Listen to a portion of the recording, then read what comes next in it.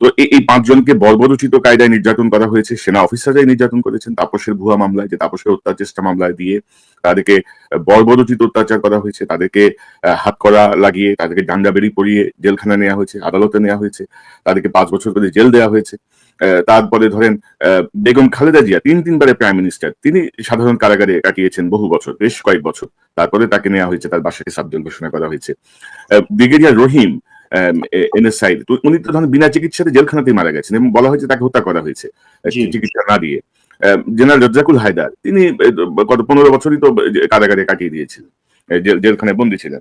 তো সেই সময়গুলাতে আমরা কিন্তু ধরেন সেনাবাহিনীর এত আবেগ কিন্তু দেখি নাই, সেনাবাহিনীর এত আবেগ দেখি নাই। তারপরে ধরেন বিডিআর এর 57 জন অফিসারকে হত্যা করার পরেও সেনাবাহিনীর মধ্যে আমরা এত আবেগ দেখি নাই। কোনো যারাই প্রতিবাদ করতে গেছেন 180 জনের মতো বিভিন্ন অজুহাতে চাকরি হারিয়েছেন, তাদের ব্যাপারে সেনাবাহিনী কোনো প্রতিক্রিয়া দেখি নাই।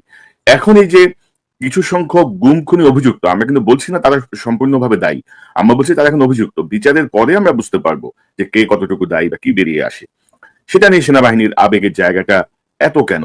হাসিনা যেমন বলছে যে সেনা আইনে বিচার হতে হবে, সেনা আইনে বিচার হতে হবে, সেনাবাহিনীর আইন আছে, সে আইনে বিচার হতে হবে, সে বিষয়টা নিয়ে আপনি একটু বলবেন। গত 25 বছর ধরে দেখতেছি প্রথম আলো সেই জিনিসটা খুব যত্নের সাথে করে আসতেছে, এবং তাদের এডিটোরিয়াল পলিসি এবং সেটা এক্সিকিউশন এত নিখুঁত যে আমরা কিন্তু ধরতে পারি না যে তারা আমাদেরকে যে স্লো পয়জনিং করে করে আছে এখানে আনছে সেটা। এবং আপনি জেনে রাখেন 3টা এলিমেন্ট, একটা হচ্ছে প্রথম আলো এবং তার মতন ভুয়া মিডিয়া, হাসিনা এবং ভারত, আরেকটা হচ্ছে আমাদের দেশের ভিতরে যে সুশীল চক্র আছে তারা বিভিন্ন টকশোতে এসে, আপনি আমাকেও গালি দিতে পারেন যে আমি হয়তো ভুয়া বলতেছি, বাট আমি ফ্যাক্ট ছাড়া কোনো কথা বলি না, তারা কিন্তু এই জিনিসটা করে যাবে এবং করবে এটা একটা বিভ্রান্তি সরানোর জন্য, হাসিনার ন্যারেটিভটাকে জায়েজ করার জন্য তারা এই ধরনের কথা বলবে। এবং আমি মনে করি সাবজেল বা অন্যান্য সংক্রান্ত যে জিনিস, তাদেরকে গ্রেফতার করা সংক্রান্ত জিনিস, আদালতে হাজির করার জিনিস কোথায় থাকবে সেই জিনিসগুলোর ব্যাপারে আইসিটির মিস্টার তাজুব, ব্যারিস্টার তাজুব, উনি কিন্তু একটা সুন্দর ব্যাখ্যা দিয়েছেন এবং আমরা ব্যাখ্যা পাচ্ছি। আমরা অপেক্ষা করছি সেই কয়টা দিন তাদের বক্তব্য শোনার জন্য। এখন প্রথম পার্টটাতে আসি, যেখানে বলছেন যে তখন যখন এই ধরনের সেনাবাহিনীর অফিসারদের নির্যাতন করা হলো, হত্যা করা হলো, তখন কোনো প্রতিবাদ আসে নাই কেন? এখন এখানে অনেস্টলি বলতে প্রতিবাদ হয়েছিল। একজন দর্শক একটা প্রশ্ন করছেন যে আমাকে যখন গুম করা হলো তখন আমার সহকর্মীরা কি করছিলেন। ভাই, আমি তো এই কথাটা বললাম, আমাকে গুম করতে তারা হজম করতে পারে নাই।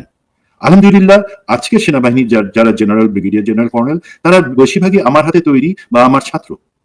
তাদের চোখের রক্ত দেখে তো হাসিনারও সাহস হয় নাই আমাকে খেয়ে ফেলবে। আমাকে 2.5 দিন পরে ছেড়ে দিতে বাধ্য হয় তারা, যখন জিনিসটা আমার স্ত্রী জানাজানি করেন। পরবর্তীতে যখনই ধরেন যে অফিসাররা প্রতিবাদ করছে, হয় তাদেরকে চাকরিচ্যুত হয়েছে, 180 জন চাকরিচ্যুত হয়েছে, কিন্তু এই একই কারণে তারা বলছে না আমরা এই অন্যায় মানি না।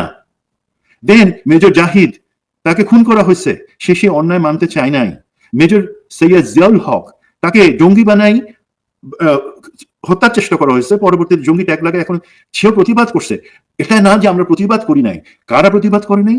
যারা মাখনটা খাইছে, যারা মনে করছে এই মাখন খাওয়া তাদের হক, তারা মাখন খাবে, আর সেনাবাহিনীর বাকি অংশ তারা কলঙ্ক ভোগ করবে তাদের এই মাখন খাওয়ার জন্য। জেনারেল রেজানুর, জেনারেল এমন অনেকে আছেন যারা তাদের হক মনে করছিলেন, সেগুলা তারা প্রতিবাদ করে নাই। বাট আপনি যান, এই যে দেখেন 3 তারিখ থেকে বা তার আগে থেকে জেনারেল ওয়াকারকে একটা পজিশনে নিয়ে আসা যে আমরা আর গুলি চালাবো না, আমরা জনতার পক্ষে, সেটা কারা করছে ভাই? বাইরে থেকে কেউ বলে নাই, আমেরিকা বলে নাই, অন্য কেউ, সেটা আমাদের সেনাবাহিনীর এই অফিসার, যাদেরকে আমরা অনেকে একদম জেনারেলাইজ করে গালি দেওয়ার চেষ্টা করতে, টিএসসির সামনে ইউনিফর্ম পরাই খুনিদের, ভাই খুনিরা খুনি, তাদেরকে ল্যাংটা করে আপনি সেখানে তাদের এই প্ল্যাকার্ড দাঁড় করান, তাদেরকে ইউনিফর্ম পরাচ্ছেন কেন? এই সেইটার প্রতিবাদ কিন্তু, তাদের ব্যাপারে প্রতিবাদ এই আজকের অফিসাররা করছেন যারা আছেন সেনাবাহিনীর বিভিন্ন বাহিনীর। সেই কারণে জেনারেল ওয়াকার বাধ্য হয়েছেন তার অবস্থানটাকে ক্লিয়ার করে দেওয়ার জন্য, খুনি হাসিনার সামনে না আমি আর পারবো না, এবং হাসিনা পালাতে বাধ্য হয়েছে। এখন কোন প্রক্রিয়া সেখানে জেনারেল ওয়াকারের কতটুকু ভুল আছে সেটা আমি আগে বলছি, এবং আমি সেখানে বলবোই, অবশ্যই জেনারেল ওয়াকার আমি বলবোই। আপনার প্রথম দিন থেকে আপনাকে একটা লাইনে আসবার দরকার ছিল, সত্যের পক্ষে, সরকারের পক্ষে, বিপ্লবের পক্ষে ক্লিয়ারলি বলে দিতেন। আপনি যদি সেটা মনের ভিতরে ভিতরে সেই পক্ষে থাকেন, বাট আপনার কিছু কাজ, যে কাজ আমরা মনে করতে পারি যে না আপনি কেন হাসিনাকে সেফ এক্সিট দিচ্ছেন, কেন আওয়ামী লীগ পুনর্বাসনের কথা বলছেন, তখন কিন্তু আমাদের সেইটুকু সন্দেহ আপনার কারণেই সেগুলো দূর হয় না, সেনাবাহিনী দুর্বল হয়ে যায়। প্লিজ, সেনাবাহিনী আমাদের দরকার আছে, ডিজিএফ এর দরকার আছে, এনএসএ দরকার আছে। সেই জায়গাতে আমাদেরকে ভুল সিদ্ধান্ত নিয়ে, ভুল কমিউনিকেশন করে আমাদেরকে ধ্বংস করবেন না। That's my point. আর এখানে কি আপনি সেনা আইনে বিচার হতে হবে এরকম কোনো বাধ্যবাধকতা কি আপনি নো, পান? এটা আমরা ক্লিয়ার করেছি আপনার সাথে দুইটা দেখেন কনক ভাই, এই জিনিসটা নিয়ে আলহামদুলিল্লাহ অনেক পক্ষ থেকে আমাদের উপর সরকার পর্যন্ত আমাদেরকে চাপ দিয়েছে এটা নিয়ে বেশি কথা না বলার জন্য। আমরা কিন্তু ক্লিয়ার করে দিচ্ছি সেখানে যে আগের যে আইন ছিল বা অন্যান্য কিছু যে আইন আছে, আইন প্রতিনিয়ত পরিবর্তন হয়, সেই জন্যই দেশে সংসদ থাকে, সংবিধান থেকে সেইভাবে পরিবর্তন করা হয়। সেখানে এখনকার বর্তমান যে আইন সেটা হচ্ছে আন্তর্জাতিক গুম খুন, সেটার সাথে সমন্বয় করে করা হয়েছে। সেখানে অবশ্যই কিছু জিনিস আছে যেটা সামরিক বাহিনী করবে, কিছু সিভিল আদালতে হবে, বাট ক্লজটা পরিষ্কার করে দেওয়া হয়েছে।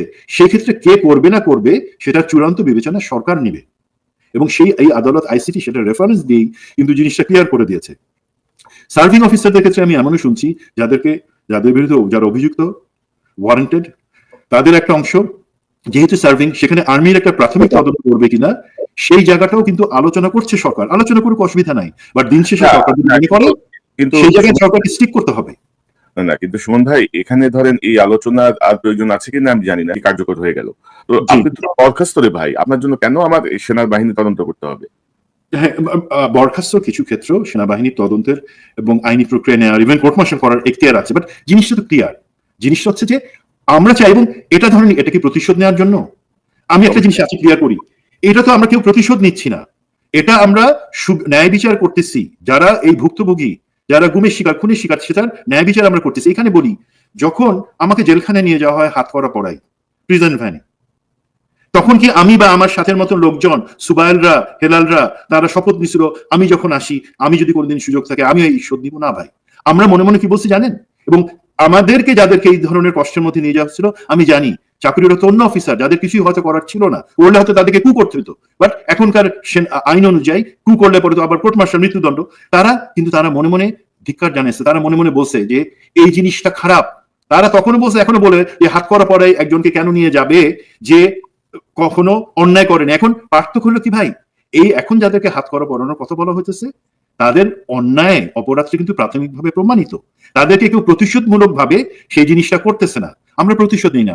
আমার জীবনে যদি কোনো কষ্ট থাকে, কেউ অন্যায় করে থাকি, আমি আল্লাহর কাছে বলি আল্লাহ আমাকে তৌফিক দাও, আমি যাতে এমন জায়গায় যেতে পারি এই ধরনের অন্যায় যাতে আর কেউ কারো উপর করতে না পারে, সেটা আমি দেখবো। প্রতিশোধের কথা বলি না ভাই কখন আমরা।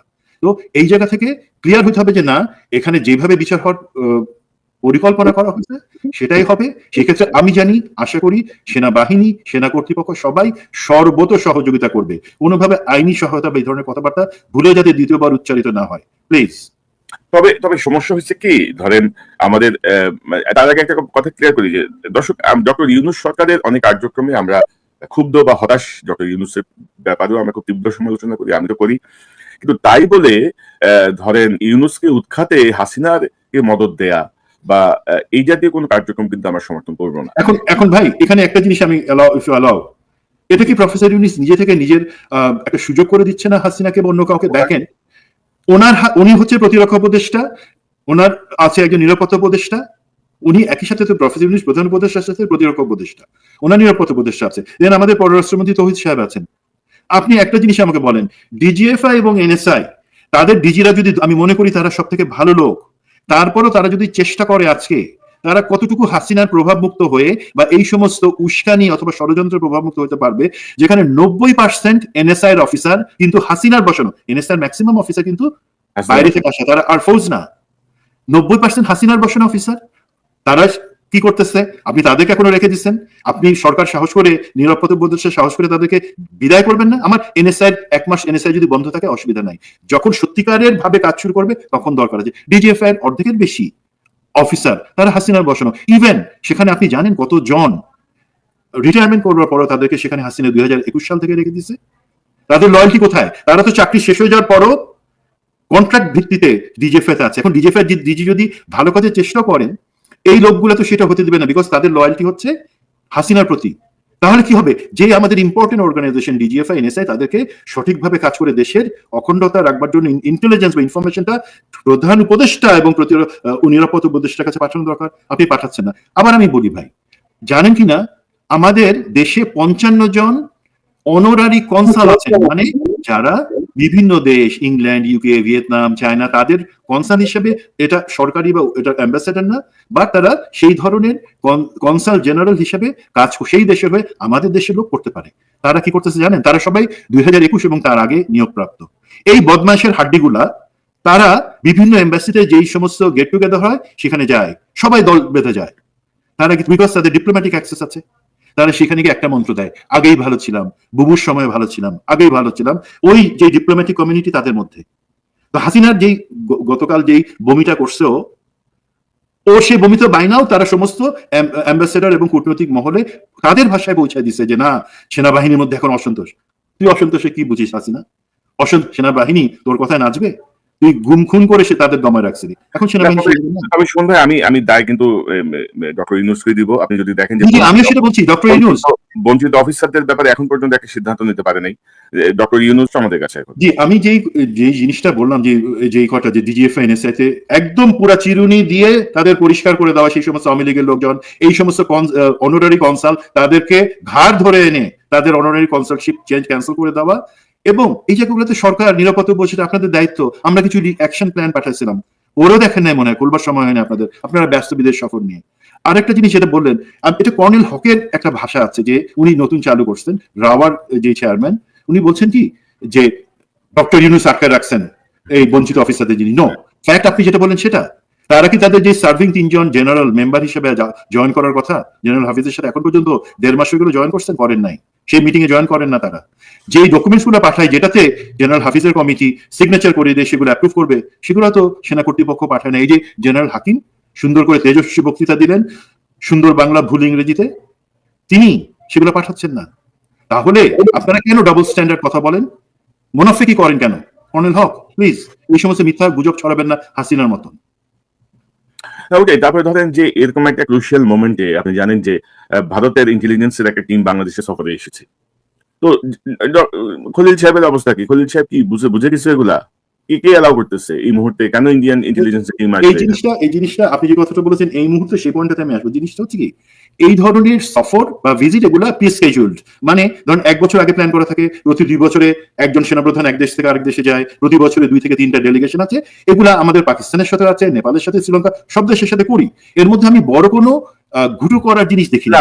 যদি আমি ইন্টেলিজেন্স বলি, আমি এই পয়েন্টটাতে আসি, যদি আমার মাথায় এইটা ক্লিয়ারেন্স কে দেয়, নিরাপদ প্রতিরক্ষা মন্ত্রণালয় দেয় এবং নিরাপত্তা উপদেষ্টার সম্মতি নিয়ে, আপনাদের কি এতটুকু বুদ্ধি নাই যে এই সময়টা একটা সেন্সিটিভ সময়, এই সফরটাকে 1 মাস পিছিয়ে দেওয়া যায় তো, বা সেটাকে বাতিল করা করে, এটা থেকেও রাগ করতেন, সবাই বুঝতো, ডিপ্লোম্যাটিক্যালি সবাই বুঝতো হ্যাঁ এখন সেন্সিটিভ সময় দরকার নেই। তেমনি ভাবে এই যে আমি 46 ব্রিগেড কমান্ডার যে আছে তাকে একটু বলি, কতটুকু মাথায় বুদ্ধি থাকলে বা বুদ্ধির অভাব থাকলে আপনার এই যে একটা ক্রাইসিস হয়ে গেল, এপিসি মুভ করলো, যেটা নিয়ে পিনাকি এসবি রিপোর্ট আসলো, পিনাকি দা একটা জনগণকে সচেতন করার জন্য বললেন, আমি তো ওনার দোষ দেখি না। সমস্যাটা কোথায় হয়েছে, যে আপনি যদি এই এপিসি গুলা, এটা রুটিন একটা মুভ ছিল ডিপ্লোম্যাটিক জোনের প্রোটেকশনের জন্য। আরে ভাই, তার আগের দিন আগের রাতে এত বড় ঘটনা হয়ে গেছে, সেনা সদরে প্রেস ব্রিফিং হয়েছে, যারা গুম খুনের দায়ে অভিযুক্ত তাদেরকে ওয়ারেন্ট ইস্যু হয়েছে, সেই সেন্সিটিভ সময় এই এপিসি গুলা মুভ, রুটিন মুভ, স্বাভাবিক প্রতি মাসে হয়, সেটা না করে 5 দিন পিছিয়ে দিলে কি অসুবিধা হতো?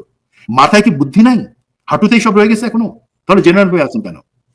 না, এখানে আমি যদি একটু যোগ করি যে দর্শক, সেনাবাহিনীর যে কোনো মুভমেন্ট সিভিল অ্যাডমিনিস্ট্রেশন জানতে হয়। যেমন ধরেন রাতের বেলায় যদি 2টা ট্যাঙ্ক যদি জাহাঙ্গীর গেট দিয়ে বের হয়ে যদি বঙ্গভবনের সামনে যায়, বা ডিপ্লোম্যাটিক জন্য যদি ডিপ্লয় করা হয়, বা রিপ্লেসমেন্ট করা হয়, বা এটিসি রিপ্লেসমেন্ট হয়, এটা সিভিল অ্যাডমিনিস্ট্রেশনকে জানতে হয়। লোকাল থানাকে এটা জানা, আগে থেকে ইনফর্ম থাকতে হয় যে রাত এতটা থেকে এতটার মধ্যে সেনাবাহিনীর এই সরঞ্জামগুলো বা এই যুদ্ধাস্ত্রগুলো মুভ করবে। তো এক্ষেত্রে যেটা হয়েছিল যে গভীর রাতে প্রায় 1:30টার দিকে যখন 4টা এপিসি বা 10টা 12টা আর্মির পিক আপ, আর্মি সৈনিক সহ যখন মুভ করে, তখন এসবি এটা নোটিস করে আনইউজুয়াল মুভমেন্ট হিসেবে, যে মুভমেন্টটা আমরা জানি না, তার মানে কিছু হতে যাচ্ছে কিনা।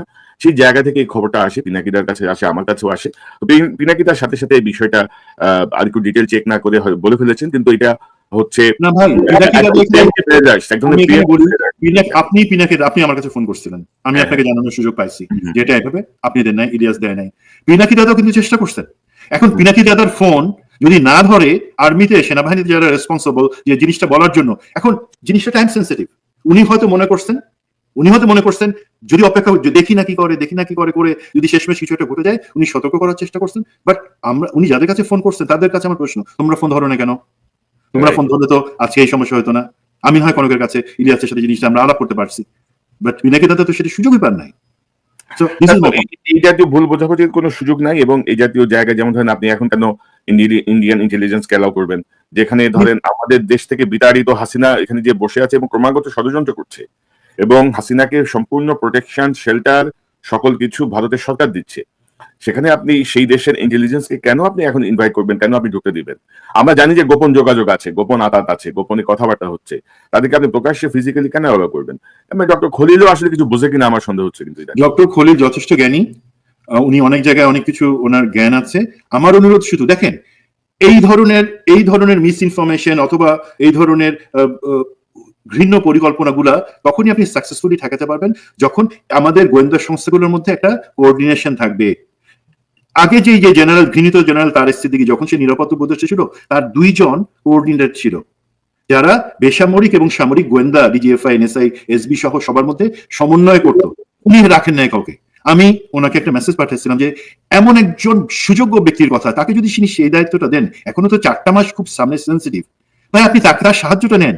উনি আপনার কাছে, সরকারের কাছে কোনো টাকা যাবে না, তাকে শুধু সেই জায়গায় বসে বলেন আপনি সেনাবাহিনীর একজন অবসরপ্রাপ্ত রেসপেক্টেড জেনারেল, আপনি প্লিজ এই দায়িত্বটা নেন। কারণ ডক্টর খলিল তো অর্থনীতি ভালো বুঝেন, পররাষ্ট্র ব্যাপার ভালো বুঝেন, বাট উনি তো কখনো এই ধরনের ইন্টেলিজেন্স অর্গানাইজেশন বা সামরিক বাহিনী চাকরি করেন নাই, ভিতরে জিনিস বুঝবেন না। ওনাকে হেল্প করতে যাচ্ছি, please listen to us doctor Khalil.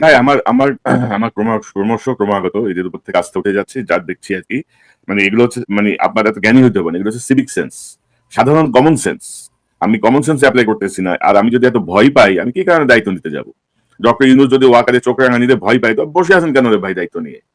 আমরা আপনার প্রতি সমর্থন আছে, ওয়াকারের কাউন্টারে আপনার প্রতি পূর্ণ সমর্থন আছে, হাসিনার কাউন্টারে আপনার প্রতি পূর্ণ সমর্থন আছে, কিন্তু আপনি ভয় পাই এই চেয়ারে বসে আছেন কেন? ডক্টর খলিল, কি সমস্যা কি আপনার? আপনারা তো আমরা সমর্থন দিচ্ছি, আপনি পারতেছেন না কেন? জনগণ সমর্থন দিচ্ছে, আপনি পারছেন না কেন?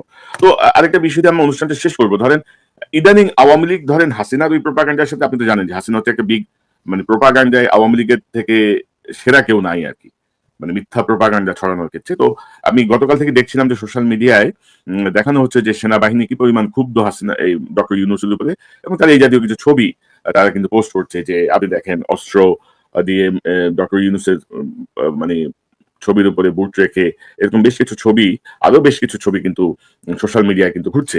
তো আপনি কি দেখেন এই আপনি বলছিলেন যে এই ছবি বাংলাদেশ সেনাবাহিনী না, একটু আপনার কাছ থেকে শুনতে চাই। জি, মানে ওই যে গোমূত্র খালে যে সমস্যাটা, এখন হাসিনা বা তার হয়ে যারা প্ল্যান করতেছে এই সমস্ত সোশ্যাল মিডিয়াতে অপপ্রচারের জন্য, উস্কানির জন্য, তাদের কিন্তু আগে হয়তো বুদ্ধি ছিল, এখন তো মুখ খাইতে খাইতে পুরো একদম বুদ্ধি আউট। এটা হচ্ছে আমরা এমনিতেই ধরে বুঝে নিতে পারি যে এটা হচ্ছে একটা ইন্ডিয়ান ইউনিফর্ম, কিন্তু আপনি কালারটাকে যদি একটু চেঞ্জ করে বাংলাদেশের কাছাকাছি আনেন, যেটা মানে খুব সুকৌশলে করা হয়েছিল আগে, বুদ্ধি নেই। সাবমেশিন কারমাইন এবং সাবমেশিন গানের পার্থক্য আমাদের সেনাবাহিনীর অফিসাররা বুঝবে। তো বাট এটা তো ছবিগুলো যাচ্ছে সোশ্যাল মিডিয়াতে বিভিন্ন লোকের কাছে, তারা তো এই পার্থক্য না বুঝারই কথা, স্বাভাবিক। তো এটা হচ্ছে একটা ভুয়া ছবি, এডিটেড ছবি। একই সাথে অস্ত্রটা দেখলেই বোঝা যায় যে এটা হচ্ছে ভারতীয় কোনো সৈনিকের অস্ত্র, সেটা তারা ব্যবহার করছে, আমরা এই অস্ত্র ব্যবহার করি না আমাদের সেনাবাহিনী। তো এটা দিয়ে তারা যদি এই ধরনের উচ্চাল চালাতে চায়, সাকসেসফুল হবে না। বাট অবশ্যই এক্ষেত্রে এখন মানে এই ধরনের জিনিসগুলো থামানোর জন্য একটা জিনিস দরকার ছিল। ধরেন আজকে হলো গিয়া আমাদের সময় হলো 15 তারিখ, তাই তো? এখন আর 2 দিন পরে কিন্তু আপনি জানেন কিনা ঐকমত্য কমিশন তাদের সিদ্ধান্ত ডিক্লেয়ার করবে 17 তারিখে। এবং 17 আমি বিএনপি, জামাত, এনসিপি আপনাদেরকে বলি, আপনারা একটা ব্যাপারে কি ঐকমত্যে আসতে পারছেন যে হাসিনা বা ভারত তারা যে আর এই দেশে আমাদেরকে দাস বানাবে না, শাসন চালাবে না, সে ব্যাপারে আমরা সবাই একই পারেন নাই। আর্থিক কেলেঙ্কারি যেগুলো হয়েছে, দেবপ্রিয় বা অন্যান্য সবাই তারা করলেন কি, এত দূর এত লাখ টাকার দুর্নীতি হয়েছে বলে চুপচুপ করে চলে গেলেন। তাদের যে সম্মানী, সেই কোটি টাকার কাছাকাছি তারা সম্মানী পাচ্ছেন, সেটা পকেটের মধ্যে চলে গেলেন। আপনাদের তো দায়িত্ব ছিল বলা কিভাবে সেই টাকাগুলা তারা পাচার করছে, কারা করছে, কোন প্রতিষ্ঠান করছে, কার মাধ্যমে, সেই কিছু ডিটেলে না গিয়ে আপনি চেরি অন দ্য টপ না গিয়ে আপনি কেকের উপর একটু ক্রিম লেখা দিলেন, প্রফেসর ইউনূস খুশি।